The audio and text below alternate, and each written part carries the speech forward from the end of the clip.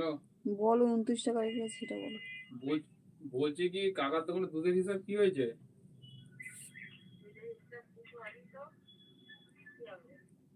তুমি হিসাব নাওনি?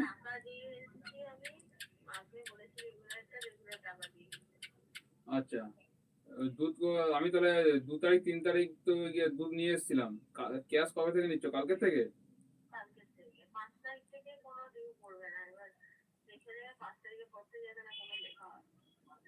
আচ্ছা ঠিক আছে। আর বলছি কত টাকা ক্যাশ দিয়ে এসেছিলে, কত টাকা বাকি আছে কি দেখেছিলে?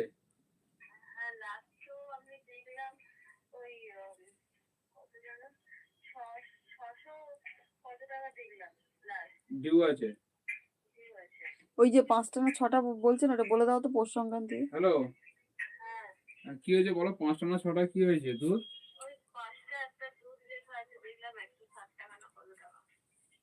হ্যাঁ, ওইটা হচ্ছে ওই যে সংক্রান্তির দিনকে দুধটা আনা হয়েছিল। হ্যালো, হ্যাঁ। যত আর যে সম্ভব আর যে আর যেটা তোমার ভাইয়ের যে ঈদে যেটা।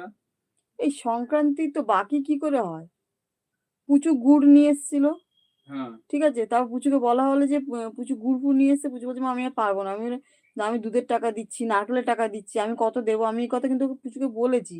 দুধের টাকাটা কি করে বাকি আমি তো বুঝতে পারছি না কি করে বাকি হয়। আমি কিন্তু পৌষ সংক্রান্তি দুধ কিন্তু পুচুর ঘাড়ে কিন্তু ফেলিনি। যাক গে, যা হয়ে গেছে হয়ে গেছে, ভালো লাগে না। হুম। হ্যালো, ঠিক আছে। আর ওখানে বাকি কি আছে? 600 কত টাকা আছে, তাই তো? আচ্ছা ঠিক আছে, ওইটা দিলে হয়ে যাবে, তাই তো? হুম, ঠিক আছে।